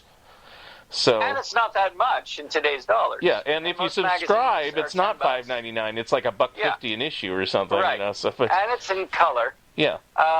And Steve, so people really have this impression of Mad from when they were a kid, that it should be 30 cents, it should be black and white, and they'll always say like, oh, and now it's got ads. The first issues had ads. Yeah. I didn't realize that. There are ads in the back. And also, when they started taking advertising, it only lasted a couple of years, because guess what? There's no ads in any comic books anymore, except house ads. But I mean, that's just life. People have these weird ideas about how things are. Yeah. The other thing about Mad, they pay super well, and they pay right away. So I got to give them hats off to that. Hey. I was used to doing stuff for nothing, you know what I mean, and losing money on things. Like this was my first taste of like real only taste, let me say, of real, media. And I had an idea in my head of what like a good page rate for a comic artist was, like just a loose conception I had of like, what if I were looking to be hired for something I would ask for. They told me it was 2.5 times what this number was, and I thought, oh my God, these people, they treat you right. And then it turned out that was just for the art. I got double it for writing as well. Yeah. So the amount they paid was 5 times what I thought was a good rate. Now, I'm not supporting a family on this. I have a day job. That's how I approach doing my art, is like as a sideline, and I take it really seriously, but I don't rely on it for income. Right. And so what might have seemed huge to me, I guess, doesn't seem huge to some people. I've heard Tom Richmond mention that it's kind of lower compared to other work he does. But to me, it was like, oh, my God, they're paying that much, and they pay right away. Yeah. And I guess that was a mad thing. They always paid right away. They would pay as soon as you brought the artwork in. They'd give it to you. As far as comic books, they paid well. I mean, you don't have to say what the rates are, but I knew in the old days Mad would pay like $400 a page for writing and $400 for art. So, and that's years ago. So if it's more than that, it's probably more than that. At the same time, somebody like Cracked was paying like $35 a page. So really? Yeah. It was that low? Yeah. I didn't know any of this stuff until I started doing these interviews and, and since, this is, Crack's belly up, I don't have to, I think Crack got up to like $60 per page if you were like a seasoned veteran or something. And that's not counting John Severin. He had a salary and he had his own thing going, which was totally different, but, right. but yeah, they didn't pay big things for these other humor magazines. But, they were in line with, like, standard comic books, so, Harvey, Archie, all paid, like, $35 a page, Right. Back then. This is, like, 70s and 80s, I don't know what they pay now, but, so. But you could make a living off of that if you did, like, a standard, 5-page article or something every month, it's like you could actually pay your rent. Back then, it's like right. You might be living in a hole in the wall, but you'd be able to pay your rent if the rent was like $125 a month or something, and you just sold 6 pages. There's your rent and a little bit of food, It's like absolutely, yeah, right, yeah. So to me, it was amazing. And so anyway, they went for these global warming comics. Yeah. Later, I think it turned out that I had hit them at the right time. Like they had a few pages to fill, you know what I mean? Yeah. And they were going through some turbulence. But I mean, they did generally like it, and that sort of approval was, life-changing for me, because it was the first time that someone in a position of sort of like relative power had said, hey, I like what you do. We want you on board. Mm-hmm. And it completely transformed my state of mind. I felt like I completely made it.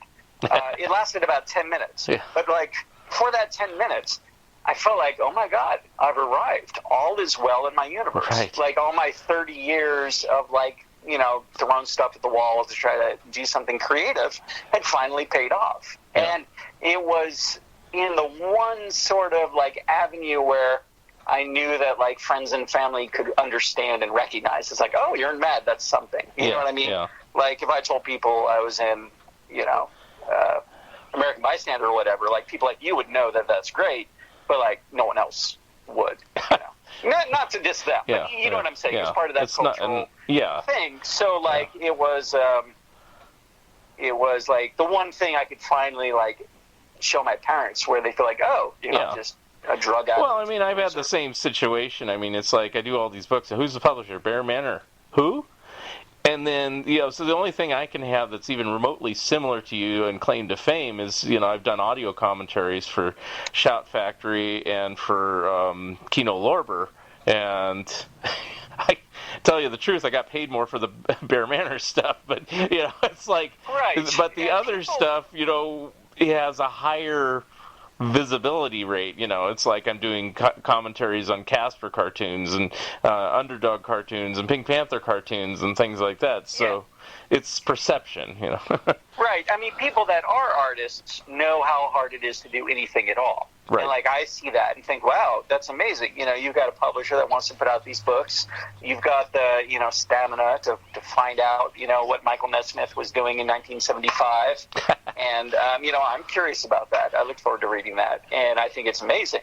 But, yeah, to our parents, like, that don't understand this kind of thing, or, like, you know, people, just regular folks, it's like, oh, you know, you're on that DVD. Like, I know what you're talking about. Like, that's great. So it fulfilled all those kind of weird ego things. Yeah. Like, and it transformed my state of mind it was about a month. It took about a month for the whole thing to fall apart. Glad I wasn't around. And I'm mad and you are... Anyway, go ahead. Well, you were the first one that indicated something was amiss when I told you about it, and you're just like, oh, they're still publishing? Because I know Bill Morrison just left. Oh, yeah. I didn't know any of that was going on. And So it's like, was this before or after he got the boot? well, I didn't know about it. So Well, it was in the news, so I mean... But I wasn't really paying attention to the stuff. Okay. It was at the beginning of that. So you filled me in, and so I knew that things were tenuous. Oh.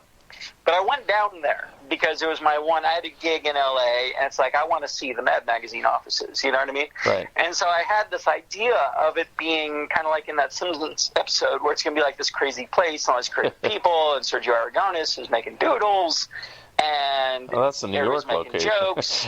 You know, that image of what it would have been like in New York to someone that had never been there. You know what I mean? Yeah. Because that's what I was expecting, or hoping for. And the conversation was, it seemed like this was going to be an ongoing thing. It wasn't going to be just a couple issues, but like I was now going to be part of the well, to fill you in on the timeline is so Morrison got unceremoniously removed in February of 2019. Then the news broke that they're going to all reprint in July of 2019. So there was a 4-month period where they hadn't announced that yet. So, yeah. My first issue was number 9. It was the first issue that doesn't have Bill Morrison as the editor, I believe. Yeah.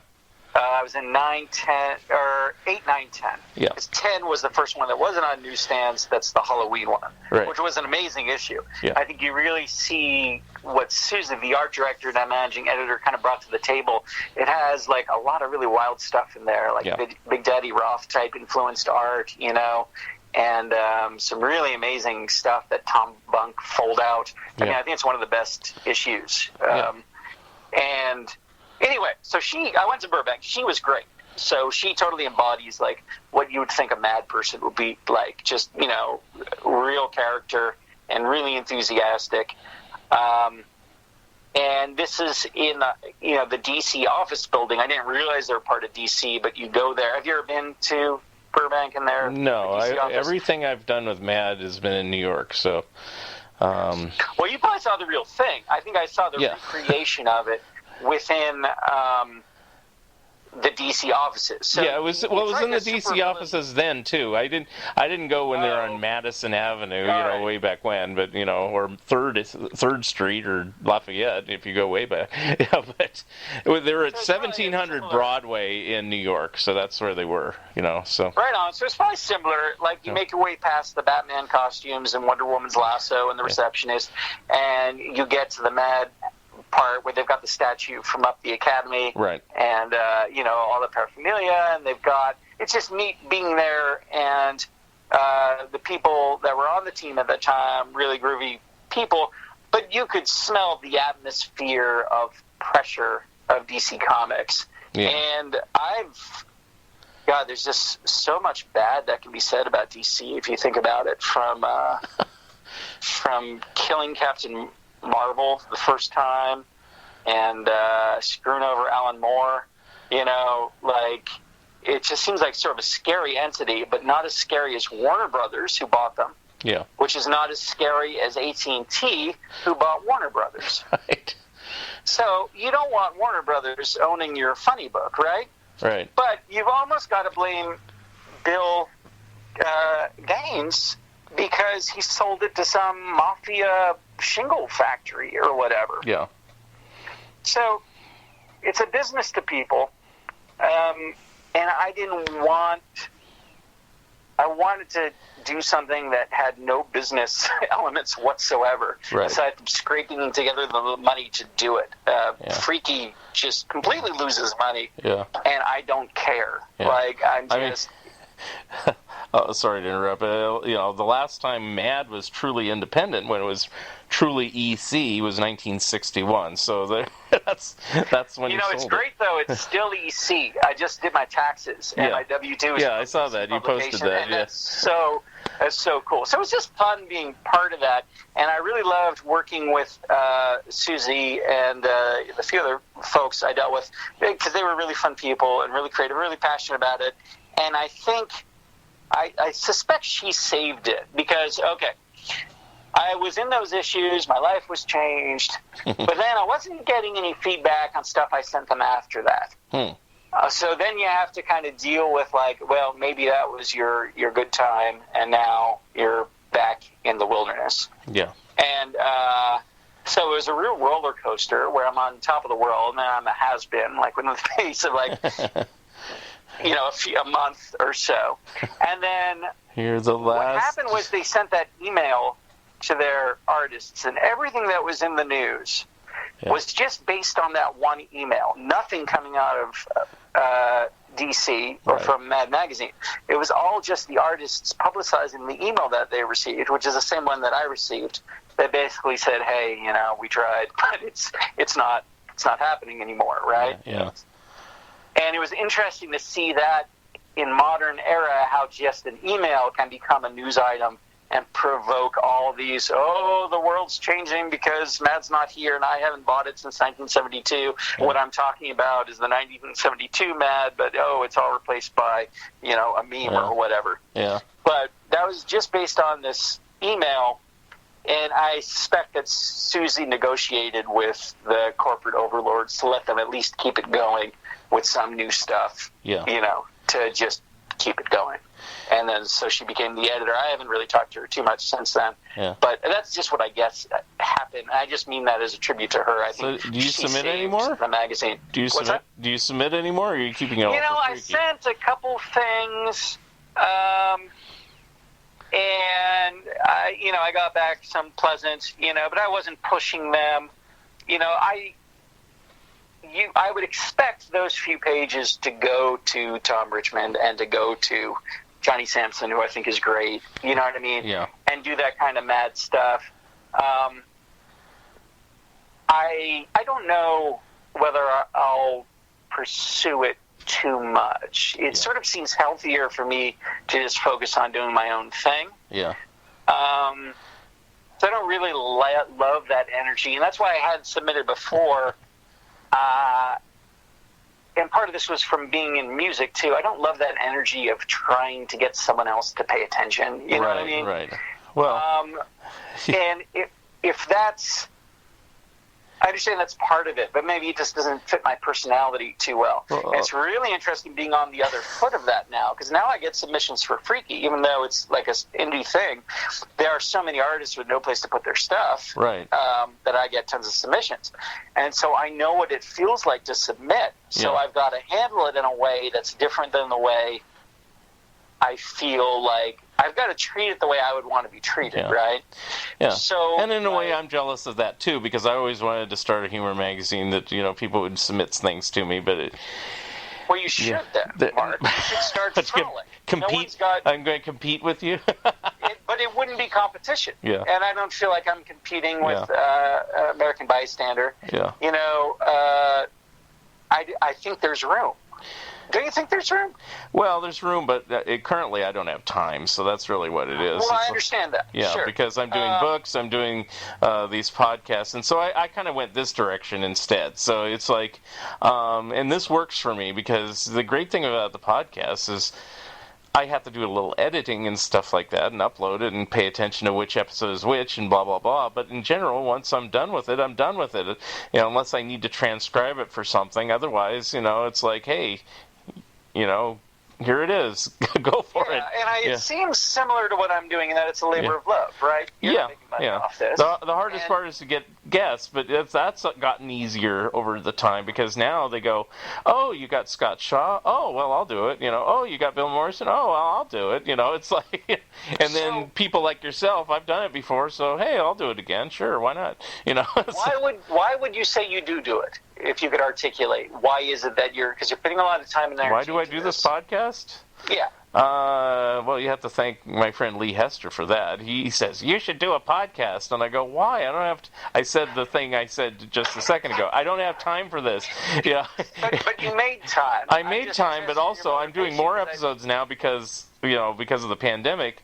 Is my charitable contribution to the world. I'm doing more episodes through the summer because everybody's at home. So it's like... I think there is that element, and I feel that with Freaky. I had this experience of being accepted by MAD and feeling like that validated my attempts at creating something. Yeah. And in my own little way, I'm able to do that for some other artists. I've had artists tell me that, like, wow, I didn't, know that my stuff was any good. You like it. So, that's, fantastic. And that's a good feeling, Also, you got to do something, right? Even if you don't have a lot of time, I think a lot of us, I don't have kids, and it's like, what am I going to do? Just, watch TV? Yeah. You have to do something. Exactly. I mean, I remember a few years ago, I won't name names because this person, anyway, a former friend of mine, he did have kids, and this was about the time, about 10 years ago, and I went over to his house one day, and they were watching YouTube. It was like the new big thing. YouTube is, this is when they only did short videos, and these kids would just look up the stupidest videos. It was like when Simpsons would show the football hitting the crotch or something, and that type of thing, and they were laughing and giggling and everything like that. And I go, if I was your age 10 or so, I'd be making videos and uploading to the... Why are you just sitting here watching them? Right. Yeah, and for some reason they're not creative type people.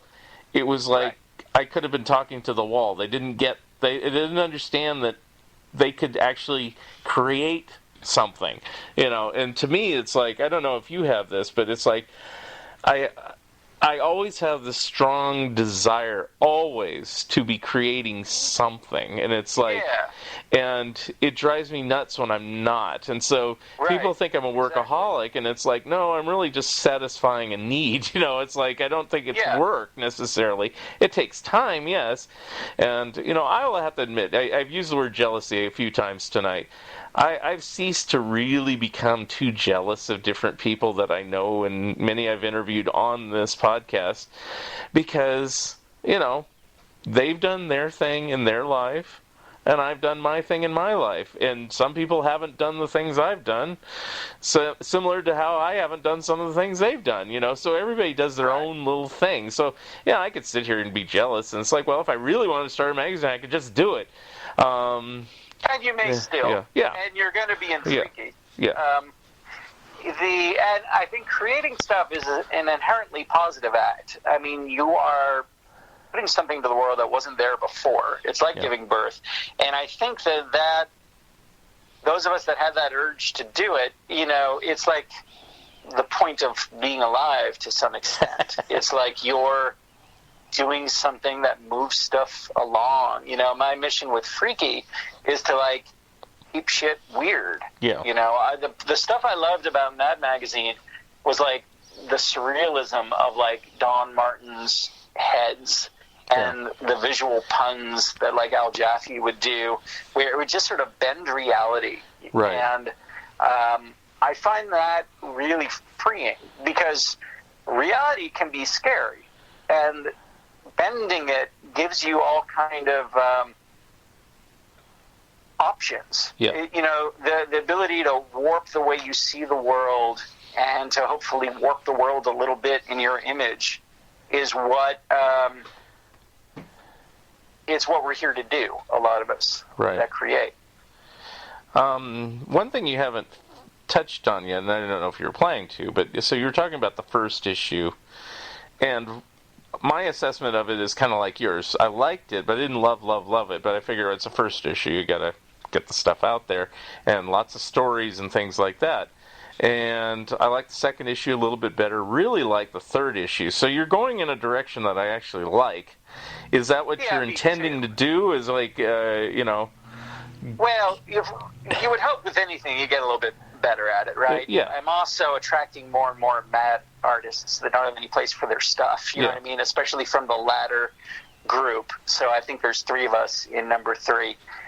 So you find other people, and then it's a little bit of a balancing act where I still want to have a lot of the artists I had in the early issues make way for the new ones. I've gone to twice a year instead of just once a year, which was my original intention. Someday I hope to publish even more.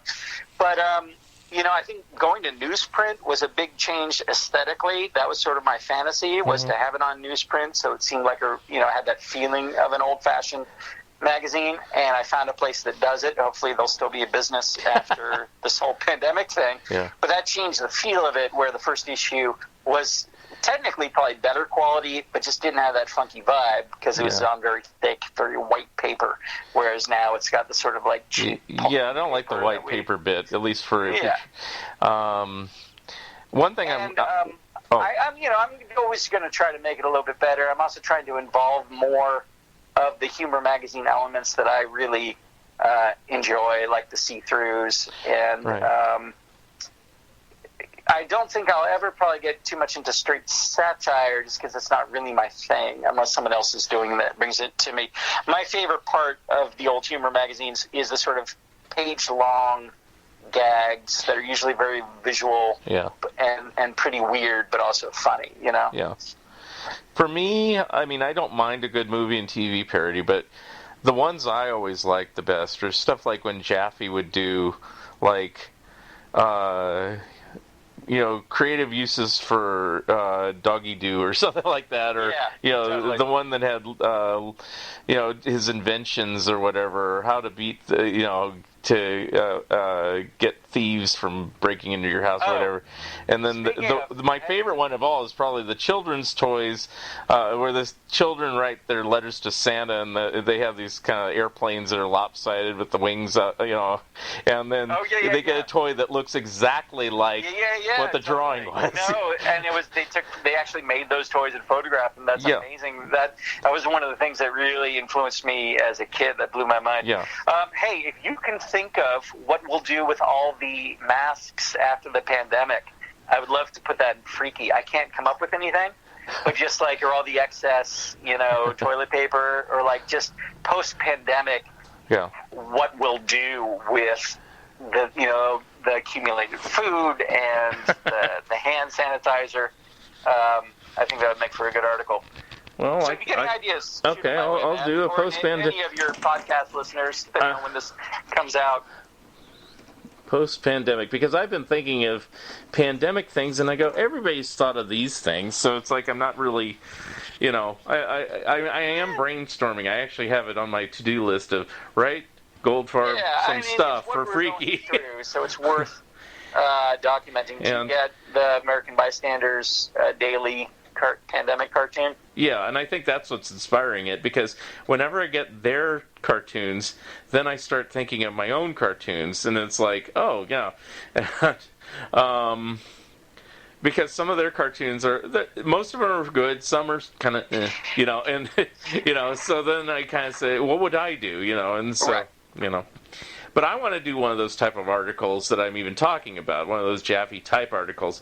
Well, because I can do the one-page gags, that's fine. I've done that, and you're using one. And I can do longer stories, and but I want to kind of take a stab at doing the actual type of article that I like, because I used to submit stuff like that. Freaky's non-exclusive, so it doesn't mean you can't send it somewhere else too. Yeah, but I used to send stuff like that to Matt, and I think the only reason I haven't sent it to you is because it's probably hideously dated, or I don't think it's funnier anymore. I can't find it. One of the three, Right, but it is something like. I don't know that I'm going to find too many artists that are doing that kind of work. People tend to be doing comic strips or gag cartoons. Yeah. So it sort of falls on me to generate that kind of content. which I've done, with the Acronym Monsters or Is the Earth Flat, things like that have more of that humor magazine article kind of flair. Yeah. But I'm totally interested in seeing scripts or ideas. I do like it that you carried on the Ask the Slow Poisoner that you used to have over in Pork and things like that, Yeah, I mean, some of that stuff, I'm still settling on the format, so it may come and go. But, I mean, that was one of the things that I think I really liked about Mad and Cracked, and that you don't see as much anymore, was that there was a sort of an editorial voice and sense of community, with the letters page, and with Mad, what the Mad voice is. There's this kind of snarky, wise ass kind of self-deprecating humor. Right. And with Freaky, I'm trying to get across a voice of kind of sort of a downbeat anarchy, kind of punkier, almost nihilistic kind of humor, that's expressed through my mascot and the way he speaks, but also through things that I'll write for it.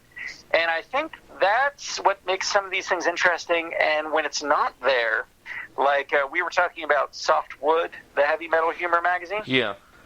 That had no editorial content whatsoever, right? Right. It was just a collection of stuff. Yeah. And it was good stuff, but you didn't come away feeling, in me anyway, that there was really a vibe. Yeah. And I think that might be one of the reasons why we miss something like Mad, or, it's still here, but in its, in its prime, is there was that kind of conspiratorial flavor of it was like a club. This was for you, yeah. One thing I thought of, and this is after talking with you an hour here, you were saying, well, why don't you like Viz as much as you like Mad if you like the, consistency? I think that you hit the nail on the head. I don't mind a few consistent things. Like if Freaky did this, and I'm not saying you have to do this, I'm just saying if you had, and it's your magazine, so you can do whatever you want. But it's like if you had the Freak of the Month on the cover, and then you had this Ask the Slow Poisoner column always, and then a couple other articles always, but then the rest of it was it could go anywhere. So you have those few anchor strips. See, that's the thing that Mad used to do, is they had a few anchor strips, and then they could go anywhere with the other stuff. But the problem is, over time, and I hate to say, especially during the Ficarra years, they got so reliant on just the standard stuff that it was really boring and dull. And and that's what I think is the problem with Viz. Viz can be very funny, but it has the same 26 strips every single issue in the same order, it seems like. And it's well, what are the fat slags going to do this time? Oh, they're going to say these type of jokes again in this same comic strip format again. I get it. And it's almost like a bad Archie comic. Is Archie going to go with Betty or Veronica this time? Oh, well, look, it's going to be Veronica. Huh? It's right. Yeah. Yeah, that's true. And maybe that's where the National Lampoon in its prime was good, too. Because they there had were their those funny pages or something. Yeah. But then you didn't know what was going to surprise you in the middle of it. And their consistency on Lampoon was just having a theming. They'd have food as a theme or death as a theme. Yeah, and the comic strips at the back and the letters page. But, So... so I like a few consistent things, because then you have something to kind of look forward to. It's another Freaky. Maybe there'll be a fold-in. I'm not saying to do a fold-in. It's but it's going to be in there. It's right. And it doesn't have to be entirely original, because I was going to say this earlier too. It's somebody said, well, who created shut-ups over at Cracked? And I had to do a little research, because I knew they predated Cracked. And basically those type of jokes were around. There was kind of these sick jokes that were around in the 50s. My dad even said that once. He says, and there's a record of shut-ups that had nothing to do with Crack Magazine that came out about the same time as Crack did. And, interesting. Were they called shut-ups, or just that type of joke? And the original one, which Crack used, the first one out, it's I don't want to go to Europe. Shut up and swim. It's that's, it's very basic, but, Right. But, so nothing's really new under the sun, I guess is my point of saying all that. So, no, that definitely is true. So, like, when I saw that the see-through had been done by Cracked, it's like, oh, well, I mean, you're going to arrive. There's only so many things you can do with a piece of paper, right? I think there's even a Mad Fold-In that was also a see-through that I haven't seen, but I've heard about. Yeah. So, like, you're going to have some of that, and that's fine. A lot of the stuff, especially if it's things you can't get anymore, to bring them back is a good idea. Yeah, and that's why I thought you were getting old issues of Sick and stuff. You say, what do they have in here? Maybe I can to some extent. Not necessarily deliberately and too consciously, but I am looking to them for inspiration. I won't specifically take very specific things, but I want to see, what has gone before. Yeah. And then the magazine I like that, Mark Todd that I've worked with, and he was editor for Crack for a number of years, and he did his version. And those are great issues of Crack. That period there is amazing. I love the Ugly Family. Yeah, and that's what I think, that could be a direction to go towards too, but, it's totally up to you. But he did Monster Party as a spin-off magazine. Right. Yeah. And then he did Monsters Attack as just like a total straight thing that it was more like creepy, it's like... Right. And, it's like, so there's so many directions you could take it, it's like... Totally. Well, something to also think about, with the frolic idea, it doesn't have to be an ongoing thing. It could be one issue. It could be every couple of years. You know what I mean? Like, you can also sort of slowly assemble it behind the scenes. Yeah. Well, I don't have a problem not doing a second issue right away because Mike Cazala did 2 issues of Zorch, and I think they're 20 years apart. Yeah. Totally. And I have both issues. I didn't know there was a second issue when I saw him a couple years ago. He said, oh, yeah, I finally did a second issue. Here it is. Yeah, I am planning to be very religious, though, about putting out Freaky at least twice a year. Yeah. And doing it, for at least, 20 years. That's, the plan. Because I think that's another thing that I liked about something like Mad was it was always kind of there if you needed that sort of entertainment. Yeah. And it was a bit of a comfort in that, it was like... Well, that's why everybody got upset when they said they're going to not do it anymore, is everybody said, it's like, and it's like, it didn't matter if you hadn't bought it in 20 years. It's like, it's not going to be there. Right.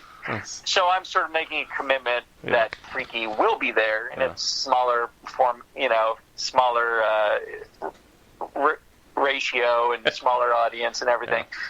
But that it will be a consistent, element to those people that want to subscribe on Patreon at patreon.com/freakymagazine. This is the Slow Poisoner. I come to you from the future with these words of warning. It's a hot horror planet. It's a hot horror planet. It's a hot horror planet. It's a hot horror planet. Living in science fiction, past the point of no returning. We got high on gasoline, and we blew the scene. Now it's a hot horror planet. It's a hot horror planet. It's a hot horror planet. It's a hot horror planet. Flaming snakes slide through deserts of dust. Cockroach armies are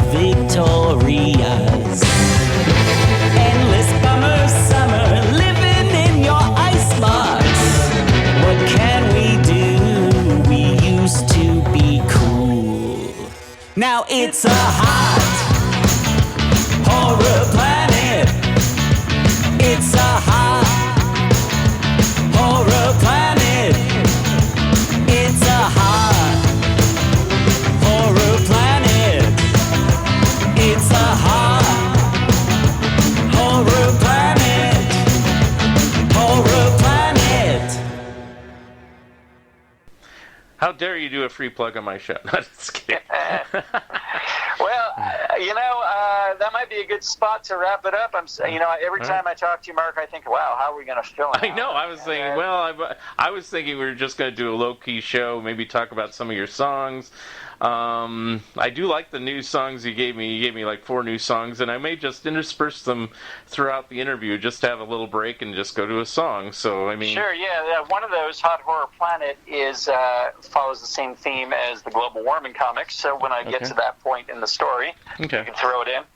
And so I will mention here, since we're on the subject, and then I can place these anywhere in the song. So somewhere during the course of this show, you probably heard these 4 songs: Hot Horror Planet, Grimy, Crap Mountain, and Railroad Werewolf Graveyard. I'll have to say, Abby and I listened to them.